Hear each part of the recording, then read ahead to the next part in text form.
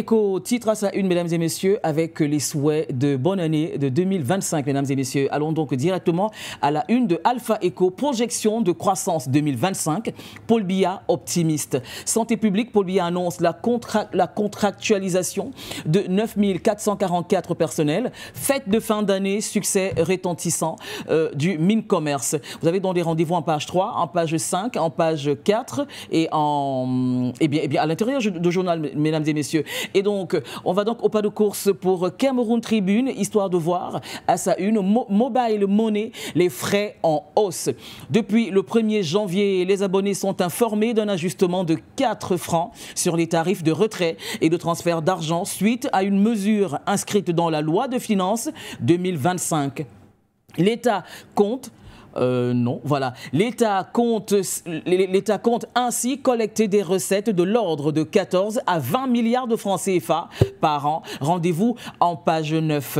Et on continue avec l'Union, c'est donc le petit détour par le Gabon assuré, Senam, GS. L'histoire se répète. Et on enchaîne très rapidement avec le quotidien Nangadef à toute la communauté sénégalaise. On est chez vous, messieurs, et Djeredjev, ce qui veut dire merci d'être avec nous. Espèce sonnante et trébuchante du projet, mais en avant à indemnisation des ex-détenus.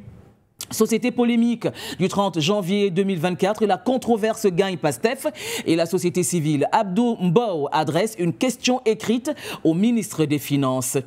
Le quotidien Sud, quant à lui, titre à sa une plan de développement de la Casamance, l'autre grand défi de Diomaye. Entre Jubal, Jubanji et rupture systématique, véritable défi dans la stratégie de redressement économique du Sénégal. Les nouvelles autorités de l'État s'attaquent à un autre grand challenge par l'entremise du plan Diomaye pour la Casamance, entre guillemets, après les présidents Diouf, Wade et Sall. Un plan de plus, oui, pour la région sud du Sénégal. La question est posée. Walf titre à sa une, mesdames et messieurs. Walf, c'est un quotidien, bien sûr. Appel à candidature. Quel poste à pourvoir? La grande question est posée. Pastef a presque tout pris. Maïmouna Ndour faille sur la supposée vente aux enchères des biens de cette TV. Même mon stylo ne peut faire l'objet d'une saisie, dit-elle.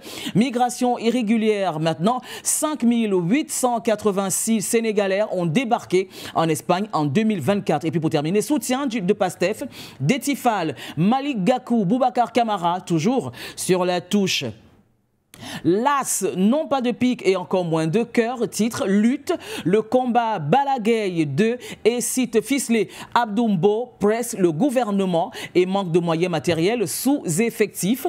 Et on enchaîne avec Vox Populi.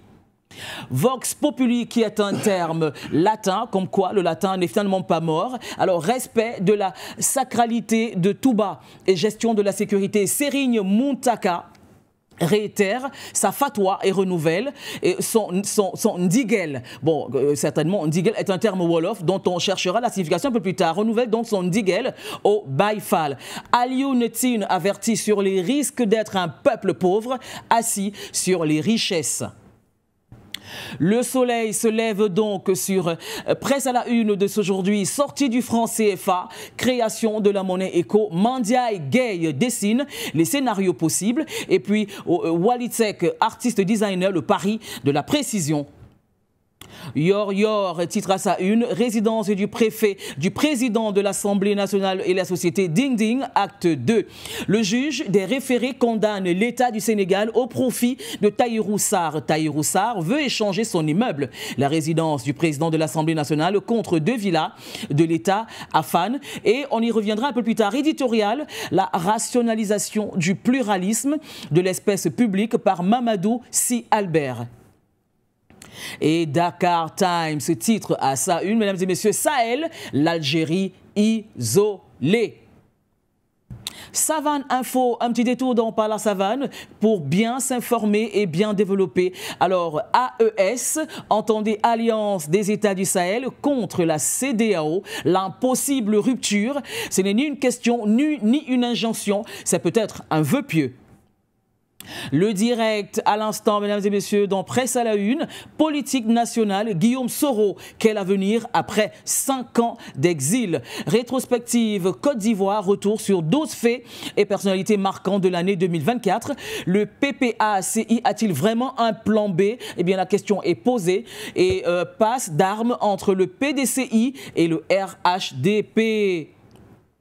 Le jour se lève donc sur For You Média, développement de la Côte d'Ivoire, Ouattara comme Félix Houphouët-Boigny, école, centre de santé, bitume, poussent comme des champignons, zoom sur les agricultures, des progrès réalisés, trafic illicite du cacao et du café et d'autres produits convoyés au Burkina Faso, saisis à Ferké, les transporteurs véreux aux mains de la gendarmerie.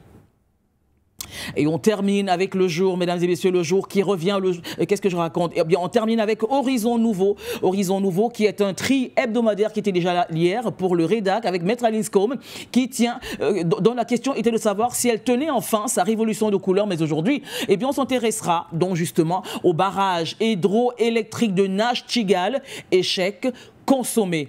Et puis, vie chère au Cameroun, dos au mur. Et c'est terminé pour cette revue de presse qui était assez riche, ma foi. Messieurs, je vous réitère la bienvenue sur ce plateau. Et nous aurons donc le décryptage de 2 unes et puis le débat sur 2 thèmes. Est-ce que ça vous convient, messieurs? Il faut dire c'est 2-4-4, c'est bien ça. Vous êtes des footballeurs? Ça vous est arrivé? Quand j'étais jeune, je jouais gardien de but. Oh, vous croyez ça, vous, Pierre Claver? Il a trop hésité. Non, mais il n'était pas une passoire quand même. Non, il était un excellent gardien de but. Il jouait un très bon gardien de but. Il jouait encore poste. Oh là là. Mon idole, c'était Thomas Kono. L'araignée. L'araignée noire. Voilà. L'araignée noire.